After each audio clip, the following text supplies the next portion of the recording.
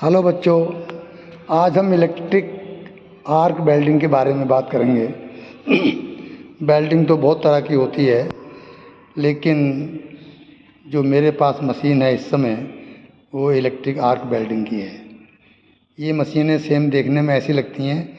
कुछ मशीनें डीसी पे ऑपरेट होती हैं और कुछ एसी मशीन होती हैं। डीसी वेल्डिंग मशीन की जो वेल्डिंग है वो बहुत साफ़ आती है।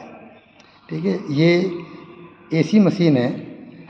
एक्चुअली में मशीन होती क्या है, एक इसमें ट्रांसफार्मर लगा रहता है, स्टेप डाउन ट्रांसफार्मर।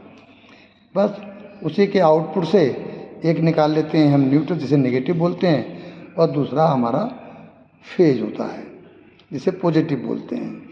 हम सबसे पहले इस मशीन की नेम प्लेट की स्टडी करते हैं।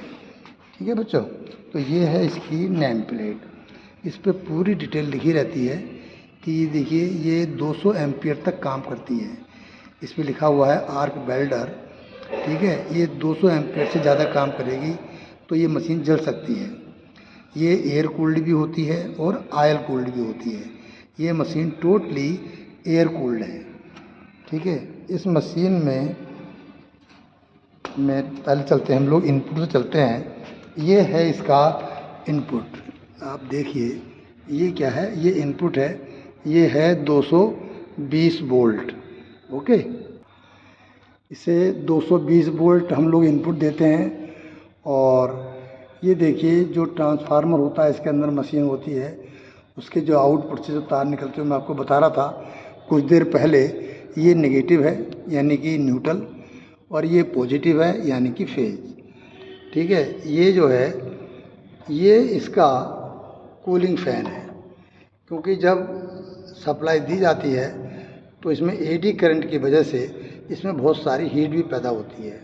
तो उसे बाहर निकालने के लिए इसमें कूलिंग फैन का इस्तेमाल किया गया है। ठीक है, जैसे हम सप्लाई देते हैं उधर से पीछे से 220 वोल्ट, तो ये हमारा पावर का इंडिकेटर जल जाता है। 220 वोल्ट यहाँ से आप आउटपुट ले सकते हैं किसी दूसरे काम के लिए। ठीक है, इसका और कोई मकसद नहीं है। तो ये जो ब्लैक कलर की लीड है ये हमारी अर्थ कहलाती है। न्यूट्रल लोग इसको ज़्यादातर अर्थ के नाम जानते हैं। ठीक है भैया, अर्थिंग दे दो इसको। और ये इसका पॉजिटिव होता है जो हमारे वेल्डिंग करने का काम आता है। ये जो पीले वाला है, इस पॉजिटिव में लगता है हमारा इलेक्ट्रोड होल्डर। ये देखिए, ये क्या है, ये है हमारा इलेक्ट्रोड होल्डर, और इसे कहते हैं इलेक्ट्रोड। यही इलेक्ट्रोड है जिसके नाम पे इसका नाम पड़ा है इलेक्ट्रोड होल्डर। टोटली इंसुलेटेड होता है, कहीं से लीकेज ना हो, वरना चोट लग सकती है, करंट लग जाएगा। ठीक है, जब हम इस लीवर को दबाते हैं तो ये निकाला जा सकता है और नया लगाया भी जा सकता है। ये जो है काला वाला, ये इसको अर्थिंग कहते हैं। अर्थ यानी कि जो निगेटिव है। ठीक है, जब तक ये जॉब पे नहीं लगेगा आपका आर्क पैदा नहीं होगा। जब आर्क नहीं बनेगा तो वेल्डिंग भी नहीं बनेगी, हो पाएगी। ठीक है, तो आर्क बनाने के लिए इसका होना ज़रूरी है। ये जॉब पे पहले लगाते हैं, फिर हम उस पर वेल्डिंग करते हैं। वेल्डिंग, और ये इसकी लीड है। ठीक है, ये दो इसकी लीड हैं। और थोड़ा सा मैं आपको और बता दूं, ये देखिए, ये जो पीला वाला स्विच है, इस पर हम ये यहाँ पे अगर हम करते हैं, ये वाला ये मार्कर है, ये देखिए निशान लगा हुआ है। अगर ये हम रखते हैं ऑफ पे तो क्या हो जाएगा, मशीन ऑफ हो जाएगी। एक पे लाएंगे तो यहाँ से मिलेगी हमें मिनिमम करंट। ठीक है, जैसे कोई पतली सीट है मेटल की, है ना, ज़्यादा लोहा मोटा नहीं है, एमएस वगैरह, तो हम एक पे रखते हैं। और अगर थोड़ा सा बहुत भारी आइटम है लोहे का, वेल्डिंग करने वाला जो जॉब है, तो हम उसे 2 पे या 3 पे भी रख सकते हैं। 3 पे बहुत हाई करंट होती है। हम अक्सर इसको 3 पे तब रखते हैं जब कोई इलेक्ट्रोड से हमें कोई मेटल काटना होता है या उसमें कोई होल करना होता है, क्योंकि यहाँ पे बहुत हाई करंट होती है। ठीक है ना, इसीलिए हम 3 पे नहीं रखते, ज़्यादातर 1 या 2 पे काफ़ी है। लाइट वेल्डिंग के लिए 1 पे रखते हैं और मीडियम वेल्डिंग के लिए हम 2 पे रखते हैं। ठीक है, ये हमारी बहुत ही पोर्टेबल मशीन है। इसे कहीं भी उठा के आराम से ले जाया जा सकता है, कहीं भी ला सकते हैं इसको आप आराम से।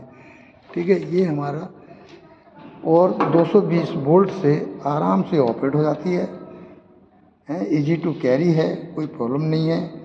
और मेरे ख्याल से इतना ही है।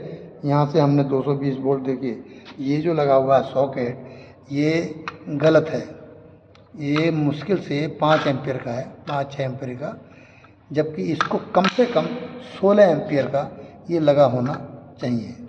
ठीक है, नहीं तो 16 एम्पियर या 32 एम्पियर का भी चल जाएगा, कोई बात नहीं है।